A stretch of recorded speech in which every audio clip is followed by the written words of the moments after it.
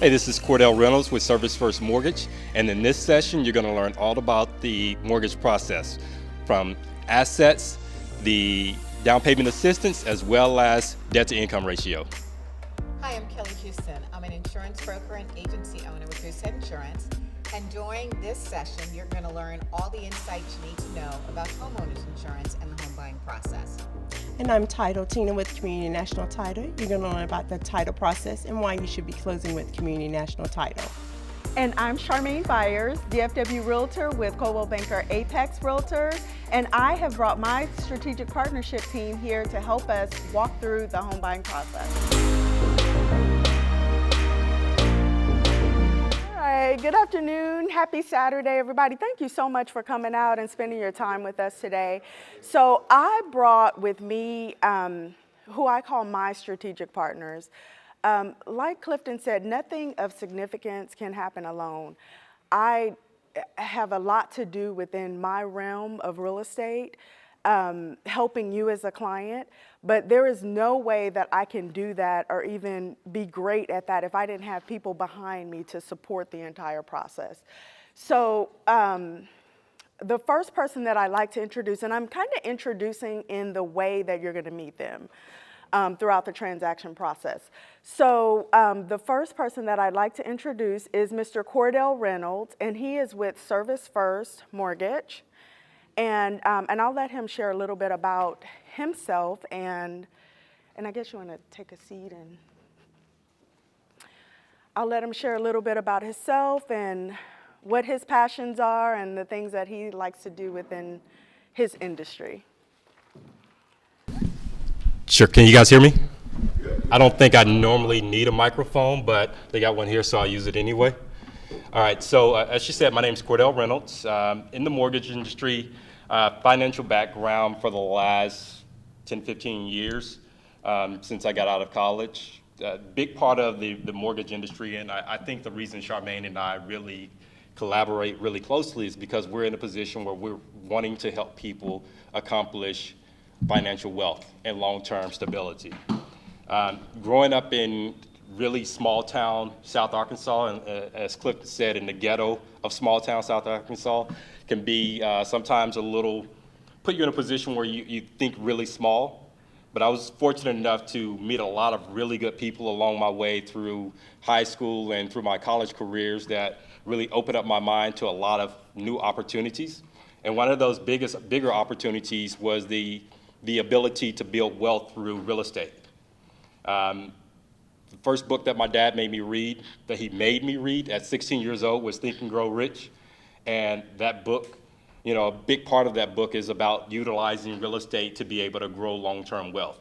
And that's what I like to do with my practice as a mortgage professional, is to look at individual situations and not only help put you in a position to purchase this home, but how can we put you in a position to purchase this home in the best financial position going forward? How can we make sure that we're monitoring that to continue to ensure that you're in the right mortgage, that you are paying the appropriate interest rate compared to what's available in the market, and how can we help you utilize the asset as it's growing to grow your net worth long term? Very good. Thank you, Cordell. The next person that I'll introduce you to is Ms. Kelly Houston. She is a broker with Goosehead Insurance. And she is going to speak to you guys today a little bit about homeowners insurance and why it's important. So I met Kelly probably a few months ago, and like Clifton mentioned, you know, when you meet people, it's so important to have a connection. And these are the people that I have as my strategic partners because we have a connection, we have a like mind about the clients and the people that we serve. So Kelly, take it away. Thank you. Can everyone hear me? Is my mic on? Okay, perfect. Hi, I'm Kelly Houston. I'm actually an agency owner, so I own an insurance company that specializes in homeowners, auto, flood, and umbrella policies. And I'm an insurance broker, so I have the ability to help my clients get the best coverage through the best companies, because I represent about 50 different companies. And so I actually own an agency with Goosehead Insurance. Has anybody heard of Goosehead? Okay, Tina, you don't count. All right, so Goosehead is actually the largest brokerage in the state of Texas. and I've been in the insurance business now for about 1.5 years. I'm in it because I like to help. And so when I joined Goosehead, unbeknownst to me, I'm actually the first black woman in Dallas-Fort Worth to buy a Goosehead Insurance Agency. Awesome. And so the company's been around for a long time. They've got a great reputation. We work exclusively with real estate agents and loan officers like Cordell. And we work with clients in the homeowner's transaction process. So I'm a required piece of it. Nobody likes to talk about insurance. It's not a sexy topic, right? It's actually kind of boring. I try to make it a little bit more exciting. But in order to finalize that home buying process, you have to have homeowner's insurance. And so before that final application can go to underwriting, my insurance application has to be part of it. So when I talk with clients, I try to educate them because I want you to make sure that you understand what you're covered for, but more importantly, what you're not covered for. Because a lot of times you can pick up the phone and you can ask an insurance agent for a quote. They ask you for your name, your address, your birth date, and then they give you a number. And that doesn't help you because you have no idea what you're covered for and what you're not. And the same thing happens with auto insurance. A lot of people have no idea what the insurance coverage is for. And so as you're moving forward to purchase the biggest investment in your life, it's important for you to understand those particular things so that when you're buying a new house and you're super excited and you're going to have a great backyard, you decide you're going to get a little puppy. And the puppy you decide to get is a Rottweiler or a Pit or even a German Shepherd. If you haven't had a conversation with me and you haven't had a detailed conversation with an insurance agent, you're not going to know that you can't get homeowners insurance with those dogs because they're considered ferocious breeds. And homeowners insurance companies are shying away from them because if someone gets hurt on your property, you may not be responsible for the injury, but you're liable for it. And so that makes your homeowners insurance company liable. And so they're being very specific about the things that they're covering and the things that they're not. So if you need information on insurance, I welcome telephone calls, text. Everybody has my telephone number. It's on my business card, which is on the back of the card you have in front of you. Feel free to communicate with me. I have no problem at all with answering questions and providing you with the education that you need. Thank you. Thank you, Kelly. Last but certainly not least is Miss Title Tina with Community National Title. And the title process is a huge piece of the transaction. So I will have Miss Title Tina to explain to us what that process looks like and where she comes into the transaction. Okay. And I don't need the mic, you guys. I have a loud mouth. Okay. I am Title Tina with Community National Title. I handle title insurance. I think title insurance is sexy because I make it sexy. So there we go. But anyway, it is very important. A lot of people don't think about title insurance, but what we do is protect your property from liens and things of that nature. What I'm finding in our community is that we really don't plan. There are so many times that I've seen that we've had a mother or a father pass away, and then it's left to the children when they go to sell the property. That home will have liens and all of these things, and there's been no preparation or anything for the sale of that property. What we do, we want to start to educate our people prior to that process so that you don't have those hurdles that may come up upon, let's face it, our parents passing away and things of that nature. Now, if that happens, I like to think that I have one of the best closers in the business. I have seen her track down people that build a family tree basically in order to clear liens and things on title. We have an issue right now where someone is trying to sell a lot and there's over $40,000 worth of CD lawn mowing liens on that property. The lot's only worth $30,000. And the children are trying to sell the lot. And we're trying to clear up all those liens on that lot and negotiate with the city to knock the liens down in order to sell the lot. So that's the type of things, that could have been avoided, of course, right? When you think. But we're learning that in our culture, we don't prepare wills and things of that nature. So what we're doing at Community, we're doing classes on probates. and wills and things of that nature. And that's why it's so wonderful that you have series like the Empower series to give and bring that knowledge to our community so that we're better prepared, because this is one of the largest investments that some of us will ever make in our lifetime. So I'm just Title Tina with Community National Title. That's what I do. Thank you. Thank you guys so much. So since we do have a really small group, I love small groups, so I really want this to be really interactive. If there are any questions as we're going through things, if you have anything, just pop up your hand and let's talk about it as we go through. So want to talk about the home buying process and talking about how important it is to have your partners, have your team. Most people want to work with an individual or a company that is connected, that already has everything at their disposal. And that's what we provide. We provide that level of community and support. And we all have your best interests at heart. So there is a packet in your little folders there. And we're just going to take a few minutes just to kind of go through the packet, just to explain to you what that home buying process looks like. And as I mentioned before, if there's any questions, and partners, if you guys want to pop in and say anything at any time, please do, because it's really interactive. So who you work with matters. It's really important to connect and work with someone who has your best interests at heart and who you trust, right? As Kelly has mentioned, as Title Tina has mentioned, purchasing a home is one of the largest investments that you'll purchase in your life. Okay, so in order to do that, you want to make sure that you're completely educated. You want to make sure that you have the resources at your fingertips. And you want to be able to make an educated decision about what you're going to purchase. And that's why you have a team of people that can help you with that. The home buying process, so basically the first thing that we'll need to talk about is evaluating your needs. What do you envision for yourself? When Clifton came to me, he had a whole nother idea of what he wanted. And he ended up in a loft in downtown Dallas. And that was because he didn't think that he could live there. So don't put caps or limits on what you envision for yourself.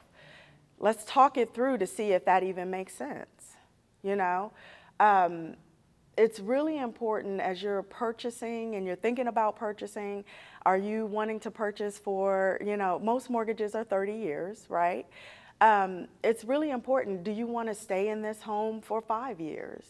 And then you want to upgrade. You know, what does your family look like? I know this young couple, you guys mentioned that you wanted to purchase. You know, are you wanting to purchase something small now?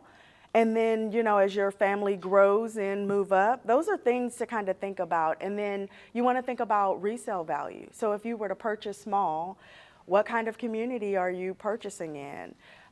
Could you resell the home? So those are things that you want to think through and think about. Determining your time frame. So time frame is really important. Clifton was actually in a lease that was getting ready to expire. So we had to work within that time frame to get him out of his lease and into his new place by the time his lease expired. So time frame is really important. You need to determine, okay, I want to do this in 12 months. And starting to say, okay, if you wanted to do something long term, I think now is the time to start planning for that. If you're not looking for the next 12 months, it's still a good time to start thinking about what you're going to do. And I'll have Cordell just to kind of jump in and talk about like planning and think about the mortgage process of the planning piece of it and time frames. I think that's a big part of it. You know, every day we get people that call us that are ready to buy a house or they're, you know, their lease expires at the end of the month and they got to find a new place by then. And we take a look at the process with them and we have to evaluate where they're at from a credit standpoint, what their assets look like. So have they been saving and things of that nature, and where their incomes compare to where their debts are right now. And taking all of those things into consideration, it's very easy to kind of research the minimums of where you need to be, particularly if you're far off. and be able to put yourself in a position that, okay, we're working towards this goal in 12 months or 24 months or 3 months. What do we need to do? What steps we need to take to actually make sure that these things line up to at least meet these minimums? Preferably, you want to be able to exceed all of those minimums because that's going to put you in a much better position long term. So do you recommend they probably set up a good budget? Correct. So a few things that we really like to talk about is budgeting. That's the first question that I ask every single person that I talk to. What is your budget? What's your monthly budget for what you're comfortable with on the mortgage? And then we get an idea of, is that realistic for does that match with what your goals are? Now, a lot of times we can do some things to kind of make those match up, whether we move things around, looking at interest rates, looking at different down payments, things of that nature. There's always a way to make the numbers work. We can do a lot of magic with that, but if you don't have an idea of what that monthly budget is, none of that really matters. Right. In relationship to, what would you recommend the percentage be as it correlates to income to debt? It varies from person to person, right? Right. If you're going to be in a position that you're looking at, if you're on the lower income bracket, chances are if you're living in the Dallas-Fort Worth area, that percentage is going to be a little bit higher. I did one the other day that it's 45, 38%. 38% is generally at that point going to be the cap from the front end ratio. So we look at two different ratios when we're considering debt to income ratio. So our front end ratio is the percentage of the amount of money that goes towards your monthly housing expenses. That's going to include your mortgage, that's going to include your insurance, that's going to include your property taxes. That's all what we consider a front end ratio. Back end ratio includes the front end, so all of those housing expenses, plus things like your car loans, your credit cards, any other student loans that you have. We consider all of those things to be back end ratio. And in general, about 38, maybe 40% if you're looking at a VA loan is going to be the top end for that front end ratio. So if we take of your gross income, the amount that you make on your hourly rate before taxes or anything, if that gross number, 38 to 40%, it's typically anything above that is going to be a little bit more of a challenge. So we need to work on maybe bringing that number down a little bit more. Ideally, if you're on the more conservative side and you want to put yourself in a position to invest and grow long term, you realistically want to be somewhere between 25 to 28%.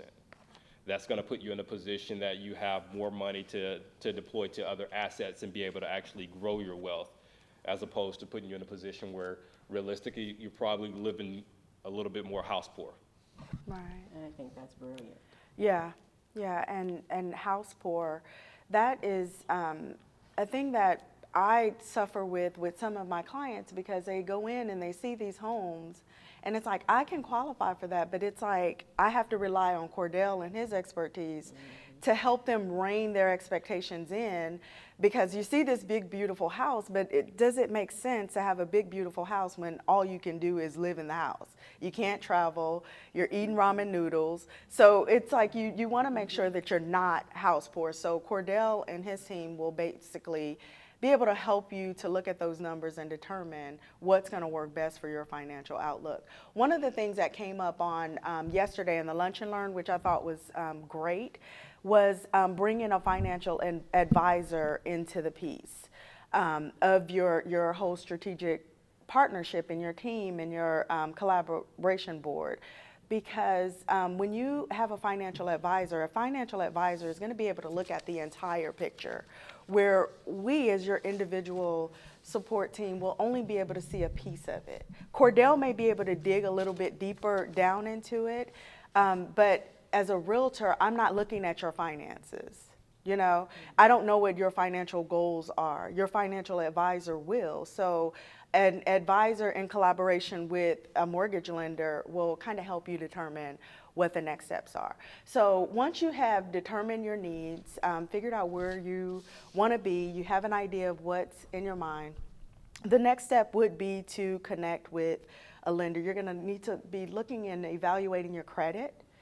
Okay, so Cordell will also be able to speak to the credit and credibility in order to get you approved for a loan. 580 is a minimum score, but he'll speak to what that looks like as far as interest rates and things of that nature. Right. Take it away. So, going back on the financial advisor piece, if you don't mind, I had 2 of my clients so far this year came in with a plan from their financial advisor. One of them literally worked with a financial advisor for 2 years before buying her first home. Yeah. And I got to say, it was the best process that I've had from the standpoint of making everything absolutely go smooth, because they came in knowing exactly what that goal was, knowing exactly what those numbers should be, and it was just a matter of finding the right house to plug into those numbers. It makes everything so much easier if you do take that extra step of sitting down and having a conversation with a financial advisor. And, you know, we don't want to share our business with everybody. You know, finances are personal. Right. But that financial advisor's job is not to be in your business. It really is to put you in a position to make the best decisions for your long term. And the great thing about it is a lot of them are either free. I prefer, if I'm given a personal opinion, I prefer to work with financial advisors that charge a fee for like a set time, as opposed to ones that are just paid based on products, simply because from the time perspective, there is no objective, right? You know, you pay them for a set amount of time, and their entire goal is to put you in the best position. It's not necessarily to get you towards a product or anything of that nature. Not saying that someone that works with products are just product pushers, but I think that ultimately they have to be able to put you in a position to get those products in order for them to be able to earn a living as well, right? But as far as the pre-qualification process, it can be a little bit scary. The biggest challenge that we have for most of our clients are twofold. One, the first one is going to be credit, right? As Charmaine mentioned, the preliminary numbers that we're going to be looking for are at least a 580 to get qualified for an FHA. Now, there are always exceptions, but if you're coming in with anything below a 580, just know that you're going to pay significantly more for it, meaning you're going to pay significantly more for the down payment perspective. So as opposed to, you know, a first-time home buyer being able to put, you know, 3 to 3.5% down on the home and be able to get into that home with a minimum upfront investment, you're typically going to be looking at somewhere between 10 to 15% minimum. And you're going to pay significantly more for an interest rate perspective. And that's even at the 580 range. So if we're looking at, I kind of ran some numbers yesterday just in preparation for this, kind of looking at where rates were yesterday. So for someone that was buying for less than 580 yesterday, the interest rates were coming in right about 6.5%. And how much does that mean over the life of the loan? That's an additional how much? Exactly. So if you're looking at over the life of the loan, if you're paying at 6.5% versus someone, that exact same person coming in at a 480 yesterday, that interest rate was right at about 5%. So over the life of the loan, let's say if you're looking at a $150,000 house, over a 30-year loan, that's going to be about $35,000 more. That's a lot. It's a lot of extra money that you don't have to spend. Right. That's a lot of extra money that could be going towards, you know, buying your next investment property, or investing in stocks, or paying for your kids' college. All of those things could be getting paid for as opposed to paying for that higher interest rate. And then let's take it a step further.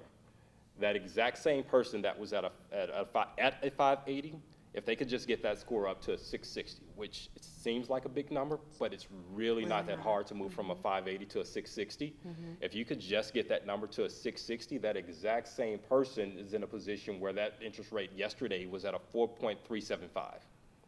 Wow. That's significant. That's another $35,000 to $40,000 on top of that you're saving just by getting that interest rate significantly lower. Right. So the numbers matter.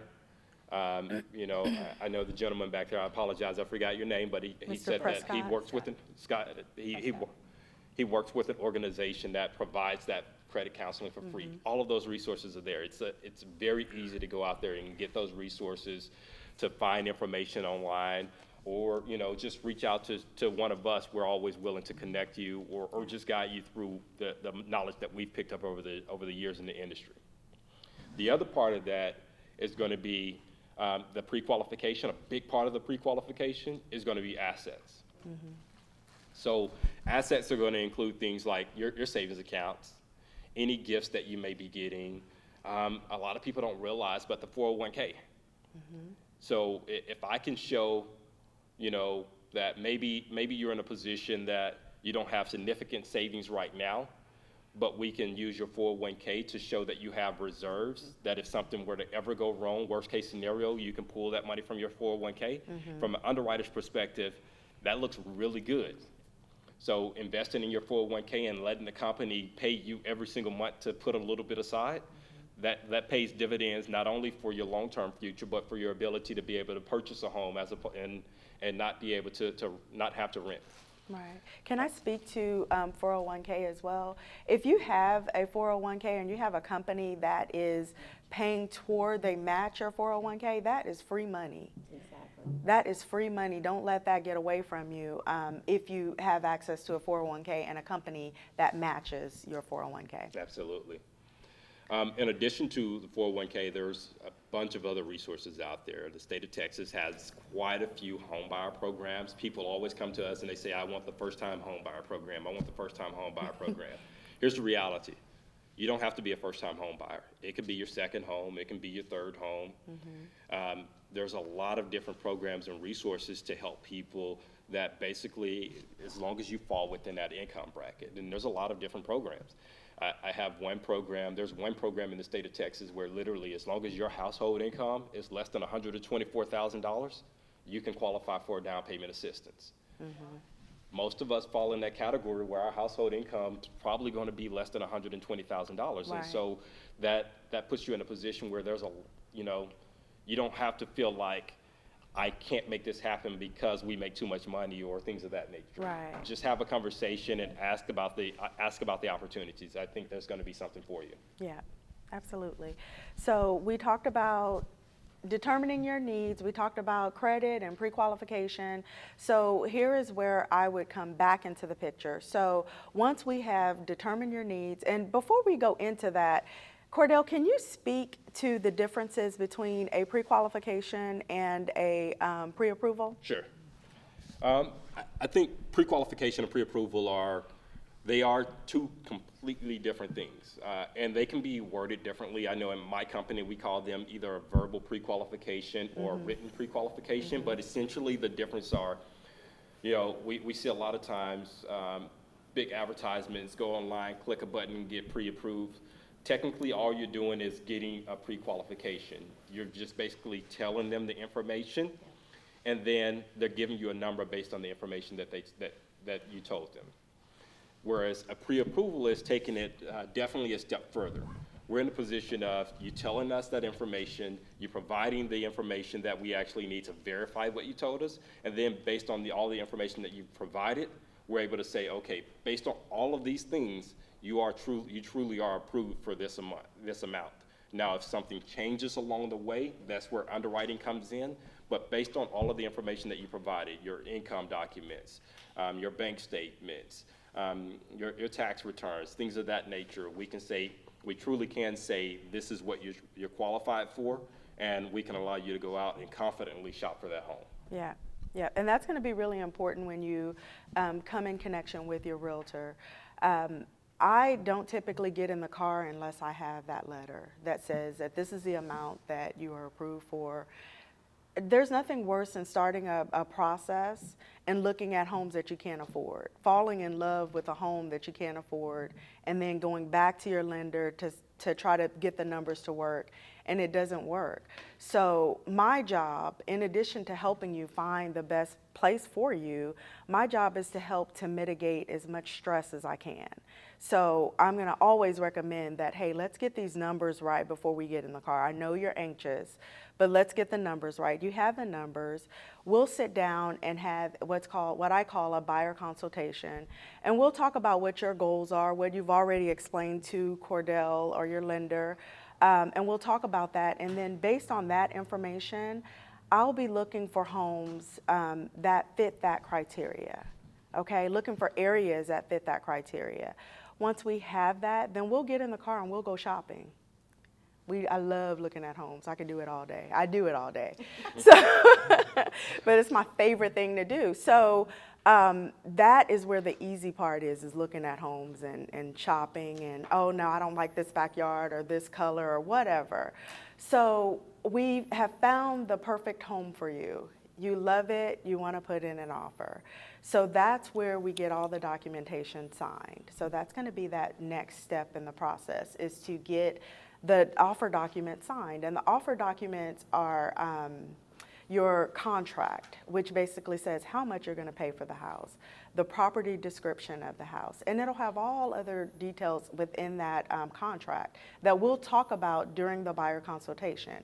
Because once we get in the car, we start shopping, we're in a market right now where we don't have a lot of time to go home and think about it and, you know, we'll come back and make an offer later. So I want you to be as educated in advance and before the process starts, before we get in the car, so that you understand, okay, I know what this 1 to 4 looks like, what this contract looks like, I know what areas of the contract I need to pay close attention to make sure that I'm in agreement with. We sign the contract and then the process takes off from there.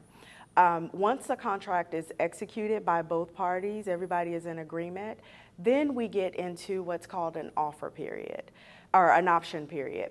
Your option period is your unrestricted right to terminate the contract. And so what happens during that option period is a couple of things. You'll have to pay your earnest money and option money. Your earnest is what is called a deposit on the home, and it's typically 1% of the sales price of the home that you're looking at.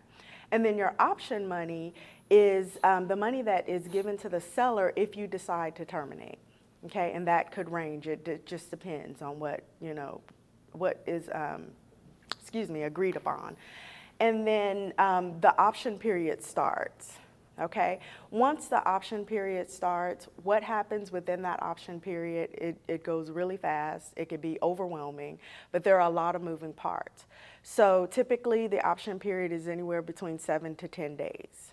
Okay, during that period, I'm going to highly recommend that you get in contact with Kelly, because Kelly is going to help you to start shopping for insurance. It's really important to do that during the option period, because Kelly will be able to pull up what's called a clue report, and we'll be able to tell you what kind of claims have happened on that house. So I'll let you speak to the insurance process or piece during the option period. Certainly. So when you call me for the insurance, as Charmaine said, I can pull up history on the house. And what I'm looking for is, have there been a lot of other claims on this particular house? And it impacts what actually happens with the approval from the insurance company. So when you're going for homeowners insurance, there's several factors that are going to impact the premium. One's going to be your credit. Big Brother's watching. It's impacting how much you're going to pay for a premium. It's also going to be the location of the house, the age of the house, and the age of the roof. So it's going to be all those 4 factors that are going to be used.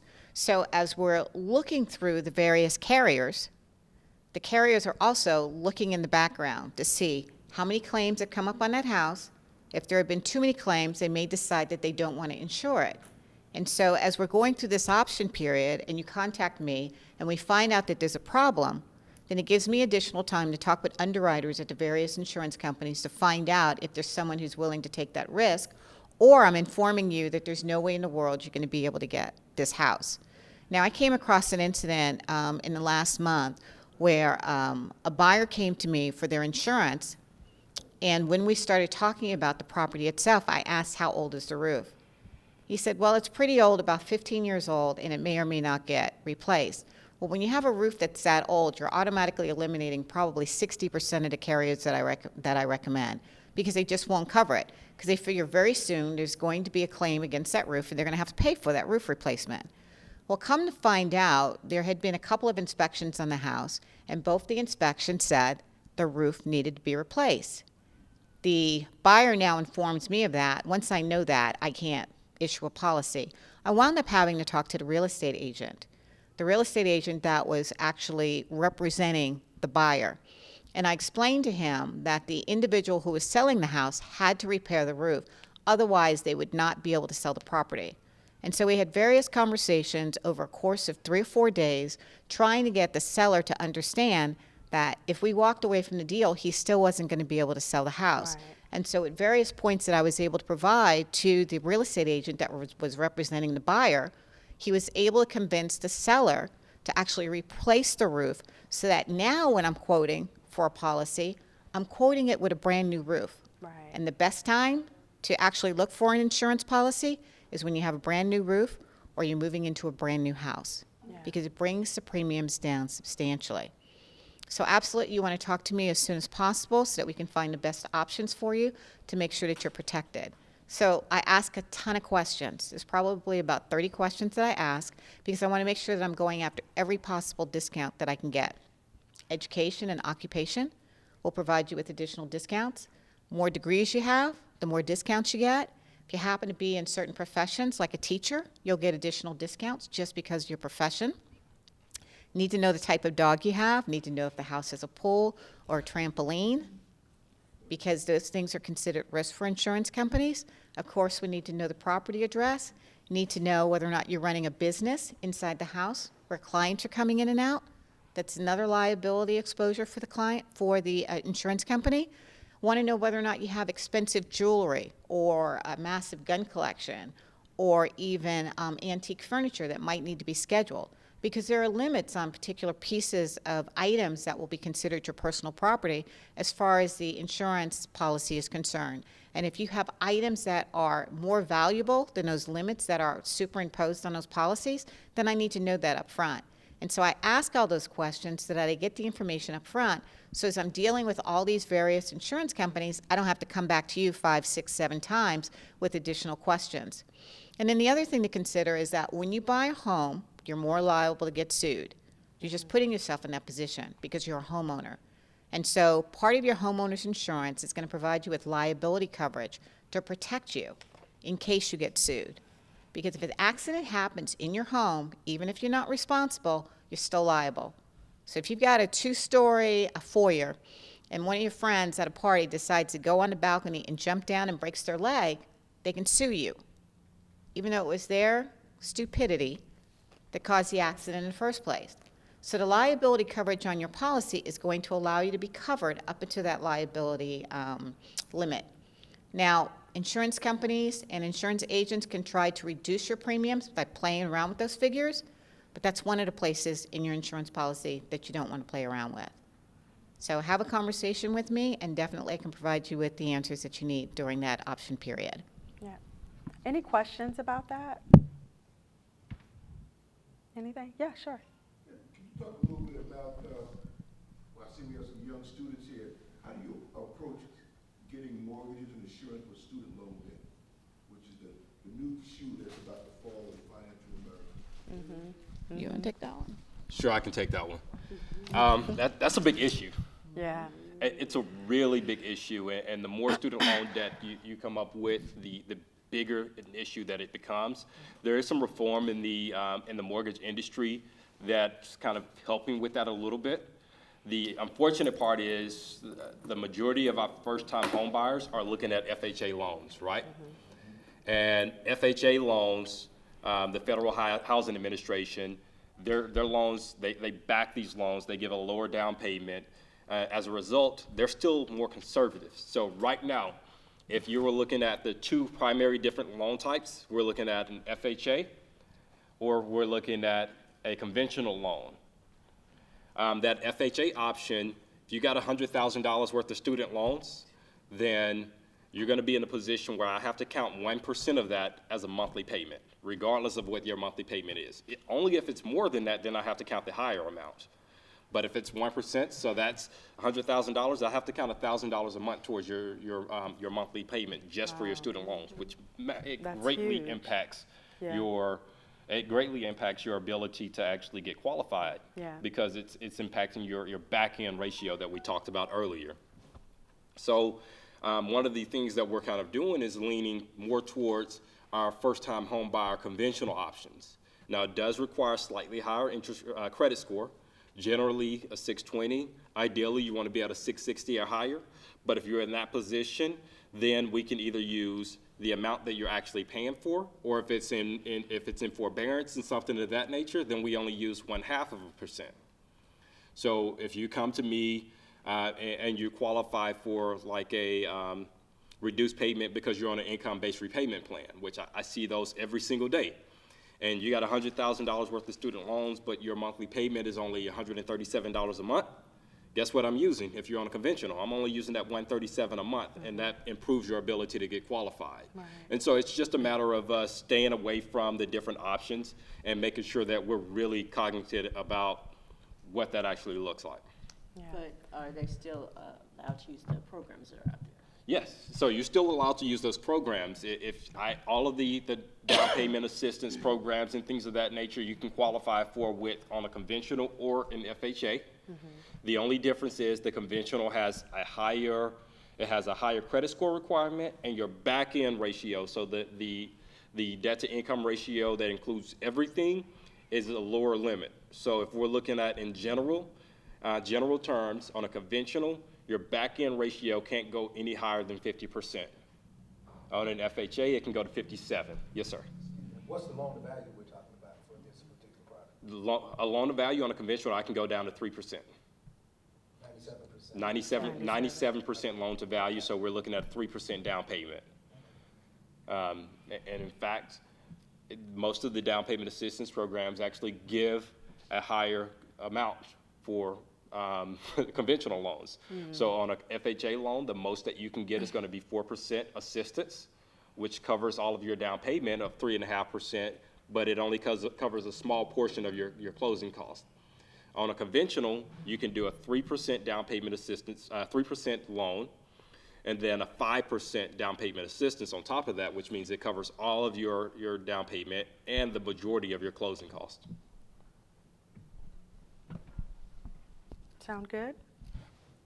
So lots of information, and there's a lot of things that are going on. So we're still in the option period. So we've talked to Kelly, we have dealt with Cordell and the lending process. So title, Tina will talk about the title process. She's already kind of alluded to what happens, but if you have any additional information, please share. When it goes to, Kelly's got the insurance, escrow opens when they send us the earnest money. What happens at that process is that we open up what we call title. That is where we search and make sure that there are no outstanding liens on the property. Typically what's going to happen, you're going to find the common liens are going to be mortgage liens, which includes what they owe on the title, such as a first and a second. Now, this is where we do find liens such as, let's say, there may be contractor liens, like maybe they've had some work done in the home and they didn't pay a contractor, or where we've seen credit card judgments where they didn't pay a credit card bill and they were sued and there's a lien. All those are liens that have to be paid off prior to, of course, the sale of the property. Once it closed, title, make sure all of those things are closed and taken care of so that there's no, you get a home that's free and clear, okay? So that when you take it, it's yours, okay? So that's nothing you have to worry about when it closes. Now, the part I was telling you guys about is that when you take ownership of that property, you need to make sure that you put things in place so that, God forbid, something happens down the road, you don't have to worry about those instances that I told you about earlier. The whole process, there's just a lot that goes on in the back end that you as buyers don't see. For the most part, the sellers are the ones that really have to do a lot of work sometimes, right, if they have a lot of liens on their title. You show up to closing, you bring a certified check, you sign, your agent shows up to closing with you. Yes, I do. Yeah. Once the sellers have done their part, I don't know how the keys. Yeah, so we can't actually have the keys. Okay. We don't, from a liability standpoint. Yeah. So that's basically, something you work out with your agent. agent. Yeah, so basically, I would hold on to the keys until after everything has been closed. Closed means that you have signed all the documents, both parties have signed all the documents and funded, which means from the lending perspective, they have transferred funds to actually That's pay when for we the house. we hop out. So, still in the option period, our inspector is not here, but I do want to speak to that piece of it. So, having an inspection done during the option period is one of the biggest things that you'll want to do. It's extremely important to do that. I'm going to highly recommend it. Even on a new construction, even if you decided to purchase a new home, I'm going to highly recommend that you have an inspection done, because guess what? These are humans that are building a house, right? So things can go wrong. And we want to make sure that we know about those things. So an inspection, to Kelly's point, talking about the roof, an inspector will go and look at the roof. And we need to make sure that you're working with an inspector that will get on the roof, because there are some that won't. The people that I partner with, they do, because that's a huge part of the process. So they're going to look at this house from the top, from the roof, all the way down to if there's a crawl space under the house. They're going to look at plumbing, they're going to look at electrical, anything that you could possibly think of or not think of, foundation. That inspector is going to be able to point out what's going on with the house. And from that inspection, we'll be able to either negotiate repairs. For that, a lot of the times it's a situation with the roof. Because we have so many storms here in Texas, it's inevitable that, you know, you have to change that roof. I've had my roof changed at least 3 times. I have You no know. roof right now. Yeah. My roof's off right now. As we speak, I'm getting a new roof. Yeah, So she's right. with But the spring storms, The yeah. inspection, I would tell anyone that it's very, very important. We bought my home, I don't know, 10 years ago. We moved in on a Monday, and our AC went out on a Wednesday, I think. Now, I did not get an inspection done on the home because I really didn't care. It was a foreclosure, so I got it really cheap. So I didn't really care. I didn't get an inspection done. And it was like our 3rd property anyway, so it was no biggie. And I had got a home warranty on it too. So I didn't care. So I filed a home warranty. Okay. That's the next thing I'm sure she's going to tell you Yeah. to get. So let me, But I say that to say definitely get the home inspection. I would tell anyone to do that because the unit was like, I think, $8,000. So that is so important. The best advice I can give you is to get you hire Charmaine. Just hire her as your agent, and you won't have to worry about all that. Yeah. Well, because So- it could be a hardship on you when you purchase a brand new home. That's not what you want to do, is go in and have to purchase a big ticket item like an HVAC system or a roof. yeah. So I just wanted to add a little bit more about the inspection. So when you're buying an older home that's 40 or 50 years old, the inspection becomes very important to someone like me with the insurance. So a lot of times I will want to insure the home with an insurance carrier that has certain requirements for older homes. And they'll want to know whether or not the home has been updated. And specifically, they're looking for the piping. Is it galvanized piping? If it is, you're in trouble. And there's probably not going to be a whole lot of carriers out there that will actually insure the home, or you're going to wind up paying a higher premium. They're also looking for the electrical. They're trying to make sure that you don't have fuses, right? That you've got circuit breakers. There are still houses out there with fuses. And with those circuit breakers, that you really do not have behind the scenes 2-wire electrical, which is going to be the knob and tube wiring. They're looking for that. And then they also want to make sure that your hot water heater has been replaced. So if your house is 30 or 40 years old and you still have the original hot water heater, the insurance carrier is going to recommend and require that that hot water heater get replaced. And just because you get a policy doesn't mean that you're out of the woods. Because the insurance companies are now saying, okay, we're going to arbitrarily go out and do an inspection, and we're not going to tell you in advance. And so they're asking ahead of time, is there access to your property that's unobstructed? And if the answer is yes, they want the information up front on how to get around that. So they're going out there and they're looking and they're searching. And if the house is old and there's any concern on their part, then they are going to schedule an internal inspection with you, which means they're walking through your house and they're looking for these items. So if I have an inspection report that documents the information that they need, that there are no fuses in the house, that the hot water heater has been updated, that the plumbing is PVC or not galvanized plumbing, then I can give them that inspection report, and then you don't have anything to be concerned about. Right. How many of you have thought about that? I mean, I know you guys have, right? There's a lot to think about when purchasing a home. And that's, again, why it's so important to have people and resources around so that they're looking out for these kind of things.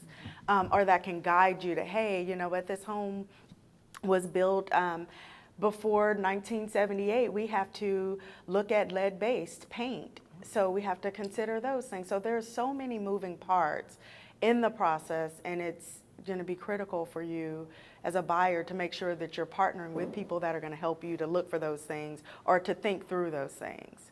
So anything else about inspections? No? Okay, so one last thing for me on inspections is that I highly recommend it. I mean, you can fight me on it if you want, but it's going to be for you and your best interest to know what's going on. Inspections typically run from $450 to $550 and sometimes higher depending on the square footage of the home. And that's something they have to pay. And that's something that you are paying upfront. So it's an upfront cost. So to your point, the earnest money, that's going to be an upfront cost, the 1% of the sales price. That's going to be an upfront cost. Your option money typically is about $100 is what I've seen on average. Could be higher. That's an upfront cost. Your inspection is going to be an upfront cost. That's $450 to $550. And then your appraisal is also an upfront cost. And that's running about $450 to $550 as well. And the appraisal, let's just speak to that a little bit, is going to be the opinion of value of the home. So for instance, say we put in an offer on a home that's $200,000. The lender will order an appraisal that you will pay for. The appraiser will go out and appraise the home. They'll look at comps from other homes in the area, and they will come up with a price of how much they think this home is valued for. That price needs to be $200,000 or more in order for your lender to approve that loan. If it's not, then we have to go back to the negotiation table with the seller to make sure that we can do that. 9 times out of 10, most sellers are not going to back out at that point because they're going to end up running into that same issue with another buyer if it doesn't meet value. Okay?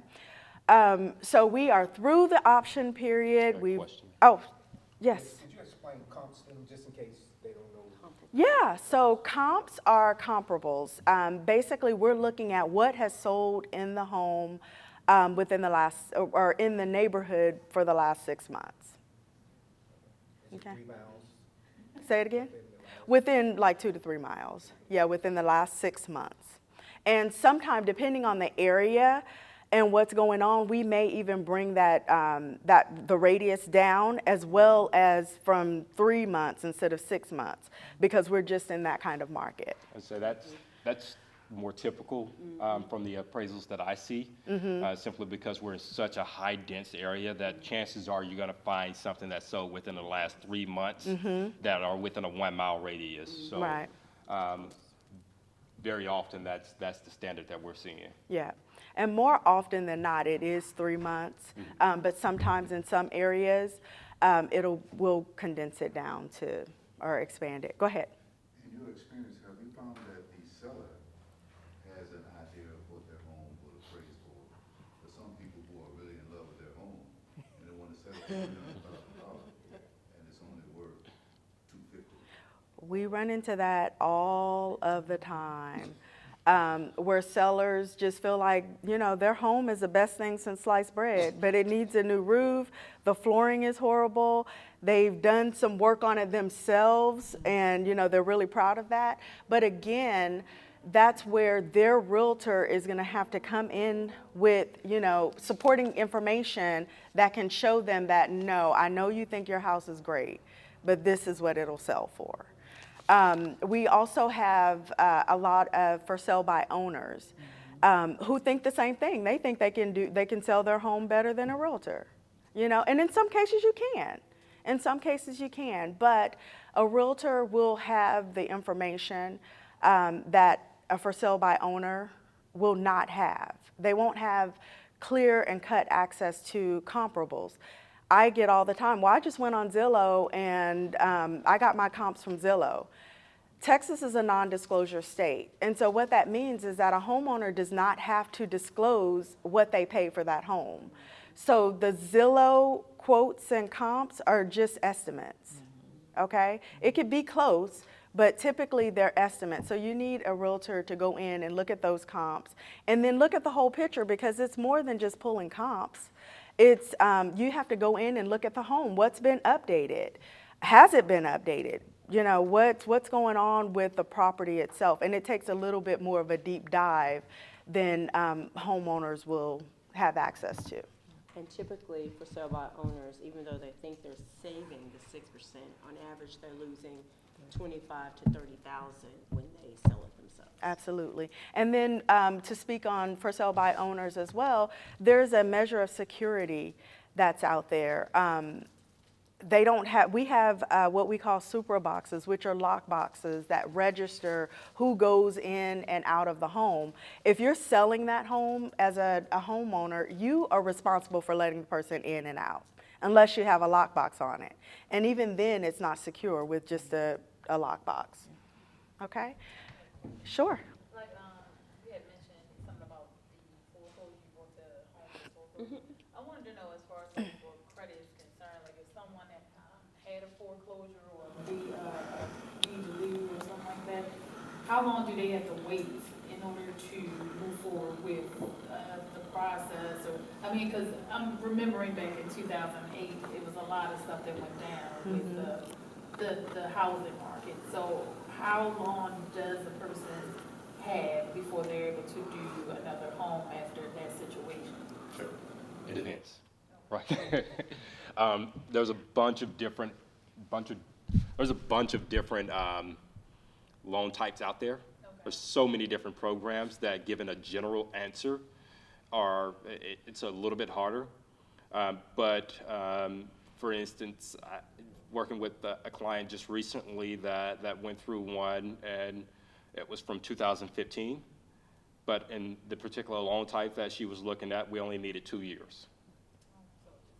It really does depend on the loan type, the program, and the circumstances. So, exactly. And there are always reestablishing options. of the credit. Exactly. Right. So there's always options.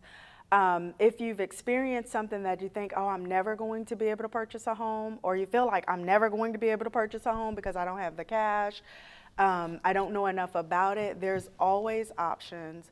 There are free resources available to you. It's just a matter of opening your mouth and asking the question. And there are people that are willing, ready, and available to assist in that area. Okay? Well, it seems like we need to wrap it up a little bit, right?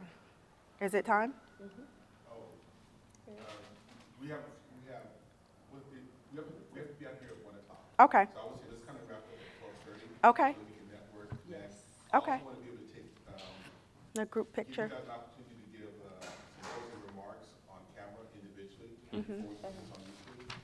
And have gifts to give you, want to network, all that other stuff. So Okay. I So, think you had a question just a second ago, didn't you? sure. Here, so, if you're having a house built from the ground up, is that hiring an inspector? Do they only inspect within that option period, within that 1 week, or do they work from the start of the process? That's a really good question. So when you're building a new home, there's not typically an option period, okay, like you would be if you were to build an existing home. So you're going to want to get with an inspector that does the point-by-point inspections, and that I'd highly recommend that as well. Some of the homes are already built, so you just get an inspection done before the final walkthrough. But if you're having a home built from the ground up, at every phase, it's great to have an inspector to go in and just check framing, plumbing, all of that different thing, throughout that building process, so that they can catch things as it comes and you can fix it. One example that I have with having one of my clients to use an inspector during the building process. So the framing part of it, the inspector came through and was looking at the home and realized that based on the plans that were given, the home was kind of facing the wrong way, but in framing, you really couldn't tell. And so that was one huge issue with the positioning of the home. It was wrong. Another thing that came up was with the framing, there was a rafter in like the roof area that was completely severed. So that right there, that's structural problems that could potentially, cause issues later.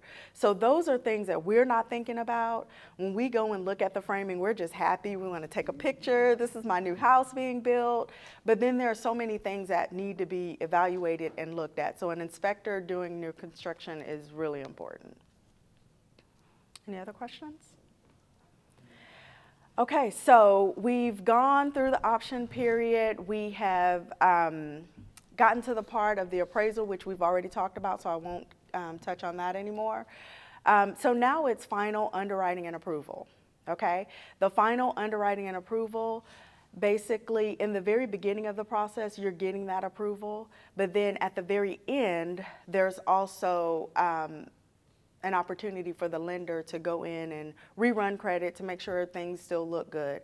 I'll let Cordell speak to that piece. Mm-hmm. So in general, we're looking at final underwriting can vary a little bit depending on your situation, right? The more room that we have in our debt to income ratio, the easier that process goes. The closer we get to those ratios, the more due diligence the underwriters have to do at the end, right? And so in general, we're looking in a position where we want to make sure that nothing has changed with your job. Just a horror story, actually. 2 months ago, we are literally 3 days away from closing. And we're really tight on our ratios, and we still hadn't got a verification of employment back from one client.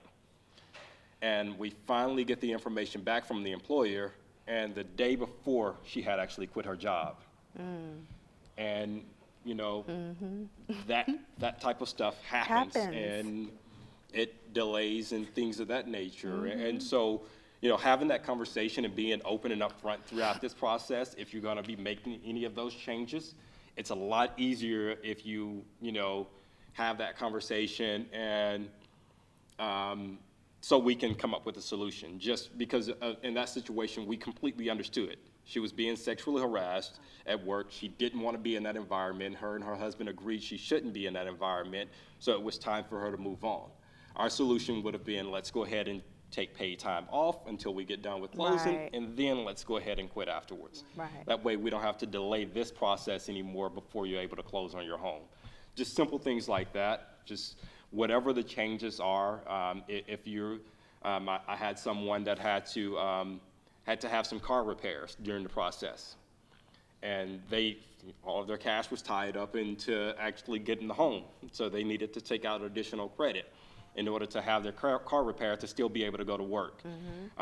Just make sure that you call and have that conversation with your loan officer so they can make sure how that's going to impact your debt to income ratio and see if there's any adjustments that need to be made to be able to get you through the final underwriting. Because our jobs as loan officers is to kind of be like your attorney, right?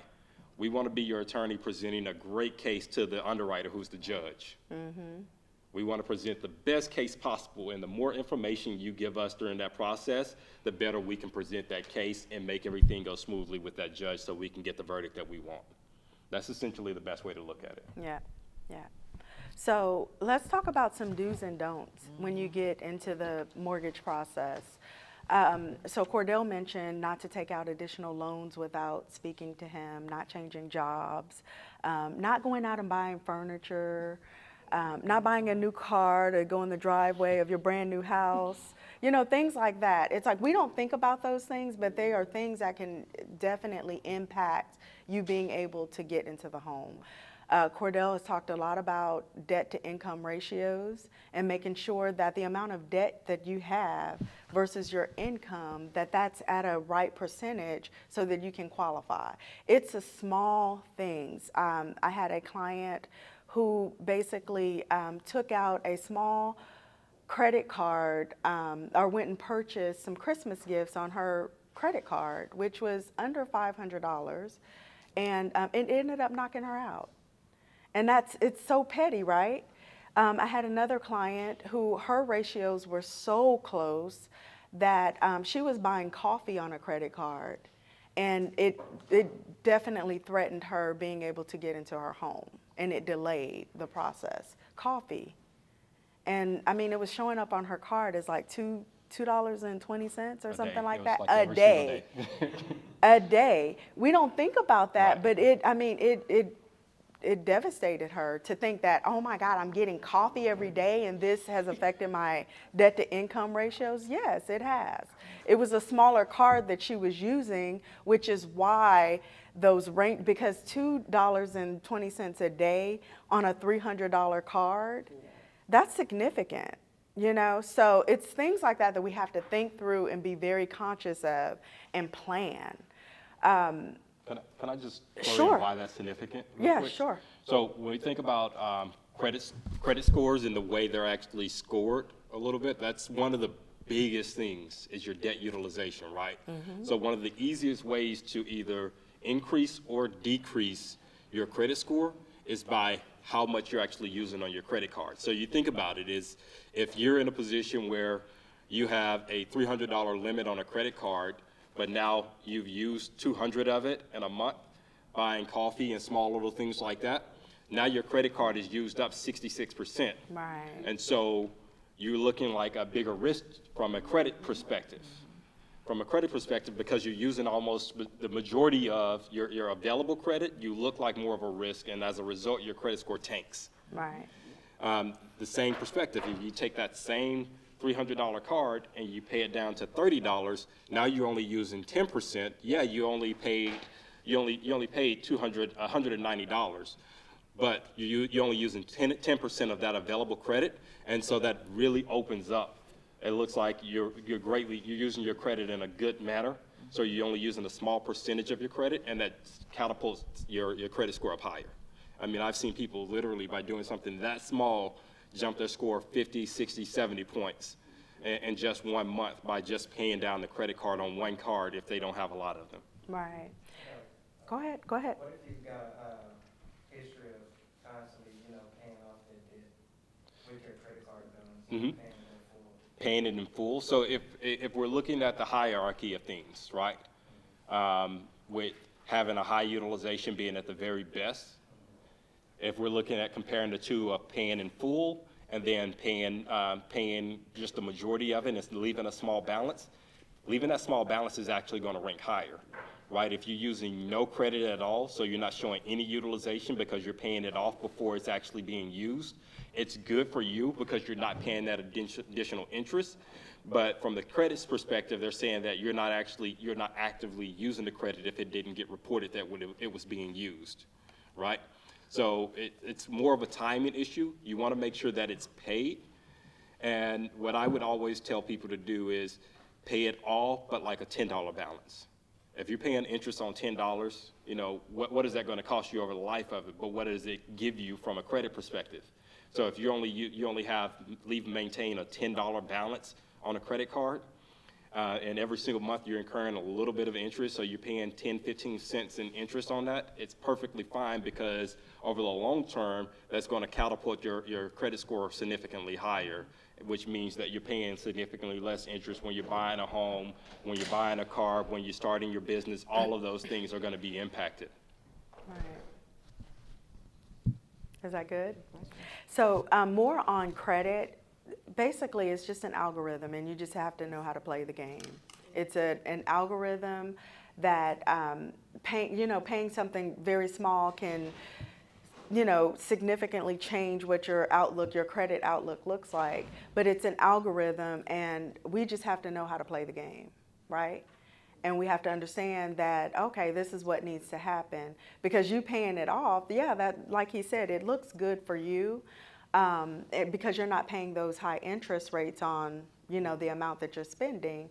But again, it's just an algorithm. There's no magic fairy looking at your credit score. It's numbers. It's all numbers based. I was just saying that related to how you were saying how she was buying coffee every day. Yeah. That affected her being improved. Mhm. You have a history of, you know, using pretty much the maximum of your credit card. And then paying it off. Yeah. And that process wasn't necessarily just because of her buying that coffee every day, it was timing. Yeah. So if you're looking at, from an underwriting standpoint, if your debt to income ratios are at a certain percentage, then 10 days before closing, somewhere in that final 10 days, the underwriters are going to do what they call a soft pull. And that soft pull is just going to look at your credit one more time. It's not going to impact your score. They're not going to actually see a score. They're just going to see what your balances are. And that's what happened. In that soft pull, all of a sudden that ratio was significantly higher. And now that messed up the debt to income ratio. Okay. So going back to the actual process, we have gotten through the option period, we've gotten through appraisal, now we're through final underwriting and approval. Now we're going to get to the final walkthrough of the home, which will be done typically the day before. You are closing, and we're just walking through the home to make sure that there's nothing weird going on, there's no water flowing into the home, which I've had that happen, or windows broken out, or especially if it's a vacant home. And then the next step would be to get to the closing table at the title company, and that's basically where you go to the title company, you sign all the documents that have been balanced by the lender and the title company, and you sign off. Once everything has been signed by both parties, the lender has sent the funds over, then I can give you your keys to your brand new home. Okay? So that's when you clap. Yeah. That's the fun part. Y'all like deadbeat. Yeah. That's the fun part. Y'all got new homes.